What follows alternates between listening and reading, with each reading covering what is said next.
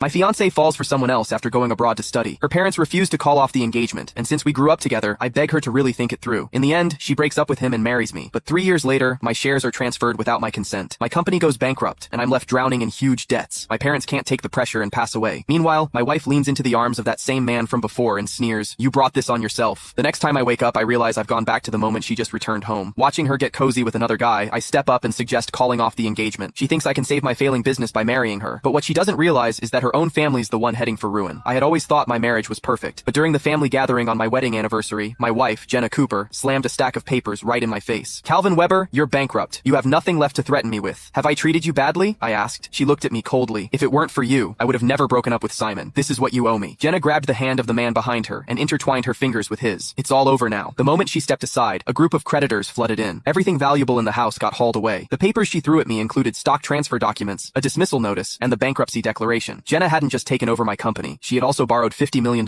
in my name. I asked her why. She said, "Only when you completely fall apart can I go after my own happiness." So, these 3 years of marriage had just been an act. She had been swallowing her pride and bearing it all just for today. She wanted to see me stripped of everything, utterly ruined. "This is my fault alone. Spare my family," I said. There was a smile on Jenna's face, but her gaze was ice cold. "Beg me on your knees then." I dropped to my knees at her feet. "Please, spare my parents." She lowered her head and leaned close to my ear, in that intimate way she used to do, before whispering, "Sure, as long as you die." I looked up into her eyes. All I saw was resolve and cruelty. I climbed up to the rooftop. Standing at the edge, I looked down. Jenna watched from a shadowed corner of the wall, savoring every moment. She really wanted me dead. I jumped. Behind me, I heard my parents shout, "No!" The last thing I heard was their cries mixed with Jenna's voice. "Now, it's your parents' turn." She had never intended to spare my family. I never thought I'd wake up again. As I looked at the room full of guests before me, the last life felt like a nightmare, but I knew it was real. Standing outside the hotel, all I wanted was to cancel this ridiculous party, which was meant to welcome Jenna home from her studies. Mom looked at me with worry. "What's wrong?" "Mom, I want to cancel the party today. I was once the laughingstock of everyone in my last life. Now that I had a second chance, I wanted to save my family's reputation." "Don't say nonsense. Jenna's finally back. How can we not celebrate?" I sighed silently. "You're right, Mom. I was just joking." Mom rolled her eyes. Still so childish. Just then, Jenna's parents arrived, but Jenna was nowhere to be seen. Jenna's mother, Erin Sharp, asked with concern, "Calvin, why do you look so pale?" Before I could answer, Mom spoke for me. "He hasn't seen Jenna in a while. He's just nervous." Erin laughed, and they all gave me teasing looks. To them, I was just a lovesick fool, anxious about seeing my fiancé after so long. But I was only thinking about how to gracefully step aside and let her be with the one she truly loved. After a while, all our family and friends were seated, but no matter how long we waited, Jenna still didn't show. The guests started whispering among themselves, wondering where the star of the night was. Jenna's parents exchanged awkward glances, and Mom's face showed a hint of worry. I gently placed my hand over Mom's. This time, I vowed I wouldn't let her or Dad suffer any pain because of me. After another half hour, the hotel doors finally opened. Everyone's eyes turned to the entrance. My parents even stood up, ready to welcome their future daughter-in-law. Mom held a gift she had prepared and was about to walk to the door. She even gave me a gentle push from behind, but before she could take a step, she froze. It was definitely Jenna at the entrance, but she was holding